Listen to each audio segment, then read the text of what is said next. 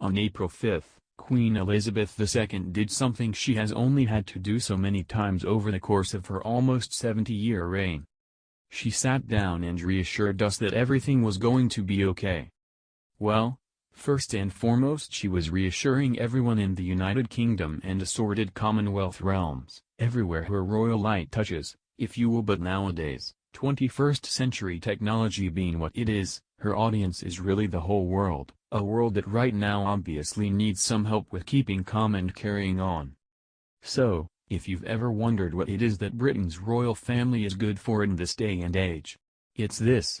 If now isn't the time for a group of people to shine whose close to sole purpose is to listen intently, offer encouragement and instill pride in a wounded nation, then when is? On April 5, Queen Elizabeth II did something she has only had to do so many times over the course of her almost 70-year reign. She sat down and reassured us that everything was going to be okay. Well, first and foremost she was reassuring everyone in the United Kingdom and assorted Commonwealth realms, everywhere her royal light touches, if you will. But nowadays, 21st century technology being what it is, her audience is really the whole world, a world that right now obviously needs some help with keeping calm and carrying on. So, if you've ever wondered what it is that Britain's royal family is good for in this day and age, it's this. If now isn't the time for a group of people to shine whose close to sole purpose is to listen intently, offer encouragement and instill pride in a wounded nation, then when is? Happily, the House of Windsor is shining accordingly. Now more than ever we are thankful for your leadership and for being an inspiration both in our country and around the world. We are so lucky to have you, David Beckham wrote on Instagram Tuesday in wishing Her Majesty a happy birthday, surely speaking for countless others who appreciate the hardening continuity and familiarity of the Queen's reign. She does an annual Christmas address and makes other remarks for planned events, commemorations, any horribiles and whatnot. But her April 5 speech from Windsor Castle, where the 94-year-old monarch is writing out the self-isolation period of the COVID-19 pandemic with her 98-year-old husband, Prince Philip, marked just the fifth time the Queen has made a special televised address to the nation since she ascended the throne in 1952. The previous times it was determined that the people had to hear from their Queen include the onset of the 1991 Gulf War, following the shocking death of Princess Diana in 1997, after the death of her own mother in 2002, and in 2012 to mark her Diamond Jubilee, the only joyous occasion of the bunch.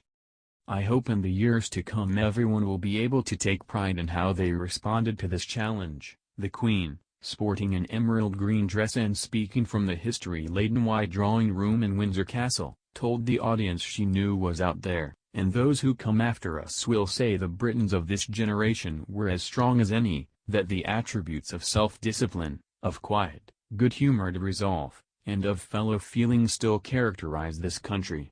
The pride in who we are is not a part of our past, it defines our present and our future.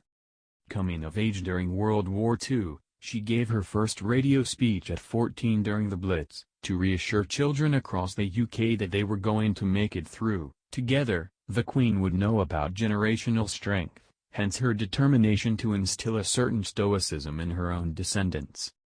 Like many storied institutions, leadership comes from the top down in the royal family, but the end result is only as effective as those trusted to carry out the mission. Despite setting a good example early on by holding up his hands in a prayerful gesture of thanks rather than continue with traditional handshakes or pats on the back, back when people were still meeting face-to-face, Prince Charles ended up contracting COVID-19 in March. He and wife Camilla retreated to Birk Hall, their estate in Scotland, but kept away from each other for a prescribed number of days to ensure Camilla hadn't been infected. The Prince of Wales has since recovered and he and the Duchess of Cornwall sweetly reunited in time for their 15th wedding anniversary on April 9. They've continued to keep in touch with the public through Zoom chats and social media. A message of honesty, reassurance and solidarity. Much needed during these difficult times. Read one of the appreciative comments on the Prince of Wales' first health update posted to the Clarence House Instagram account. Very happy to hear you're feeling better, and our thanks to you and your family for the continued support you provide to charitable foundations and British people around the world. Glad to see our future king looking so well. Read another. See, when they're popular, they're really, really popular. And every time he's been in front of his webcam, whether he was remotely speaking at the opening of temporary hospitals in London and Wales to accommodate coronavirus patients or addressing the Sikh community in Punjab for the holiday of Zikki, Charles is always clad in a suit and tie with matching pocket square, because royals don't do sweats. The younger ones do wear jeans and jumpers, though, as Prince William and Kate Middleton, the glue now holding the royals' future relevancy together, have one doing their video chats from their Anmer Hall estate in Norfolk, where they're homeschooling Prince George and Princess Charlotte and planning to celebrate Prince Louis' second birthday on Thursday. Charlotte will be 5 next weekend and, who knows, maybe George will be marking the big 07 in June still in the countryside as well. Like his father, William also virtually helped open a brand new hospital set up by the National Health Service expressly to care for coronavirus patients, this one in Birmingham, England, and he and Kate have been in regular contact with various charities and patronages. They even gave a rare joint interview to the BBC to discuss the mental health campaign Every Mind Matters. Contact info is in the Kensington Royal bio, during which they also lavished healthcare and other frontline, food service, mail, deliveries, drivers, sanitation, etc., workers with well-deserved praise. Asked if they thought what the world is going through right now would fundamentally change who we are, Kate replied, "Absolutely. I think it's all going to drastically change how we all value and see our frontline workers. They're doing an extraordinary job." Which is why George, Charlotte and Louis gave their own round of applause to everyone out there who's risking their own health and safety in order to keep this world turning. Their little hands clapping join what has become a daily ritual in many communities around the globe as a show of appreciation for that front line. Talking to the BBC, William also called 99-year-old World War II veteran Tom Moore, who made headlines everywhere after raising £20 million in donations for the NHS by doing 100 laps around his garden with the aid of his walker, an absolute legend. When he was informed of the royal compliment, Tom said, "That I think is absolutely amazing, that my super prince can say something like that." Though they're not exactly providing virtual house tours yet, fans are enjoying these little glimpses of the Duke and Duchess of Cambridge at home, and this may be the most unvarnished, albeit still poised, version of the couple the public has ever seen. During a video call on Easter with teachers, staff and students at Casterton Primary Academy, where employees have rallied to continue to provide care for the kids of frontline workers, Kate and William, Zoom named DOC, were grinning ear to ear as they chatted with the children. This was a chance, really, to see William and Kate and how they are with other children, and there were some really sweet moments, observed royal correspondent Omid Scobie on his AirPod podcast. They joked about Easter candy, and I think it just was a chance to see William and Kate at work in perhaps probably the most sort of up-close and personal way we ever have. But while the Britain-bound members of the royal family are doing what they can from home, which, if you heard the rapturous reception to the Queen's speech on both sides of the Atlantic, her words filling the void where national political leadership should be in times of crisis, is actually a lot, the wayward royals out in America are also stepping up. Free to make unannounced appearances so long as they've got the security to back it up, Meghan Markle and Prince Harry, they're still royals, they count, went out and delivered food to people's homes in Los Angeles for Project Angel Food, which since 1989 has been providing meals to homebound people with illnesses that make them unable to shop or cook for themselves. Meghan and Harry were looking to be of service on Easter, and Meghan was talking to her mother, who told her Project Angel Food needs help. The non-profit's executive director, Richard Ayoub, told D News. She said, "Yes, I would love to do it. They contacted us and came in and we gave them a tour of the kitchen. They were very engaged with everyone they met and asked questions. They were completely down to earth and interested in helping our more vulnerable clients, people who have compromised immune systems who are the most prone to getting the coronavirus." They were both nice and very down-to-earth people, Dan Tyrell, who got a delivery from the couple, told Wavell. They had masks on, and they were dressed down with jeans, but very nice jeans. I thought that tall red-headed guy looked pretty familiar.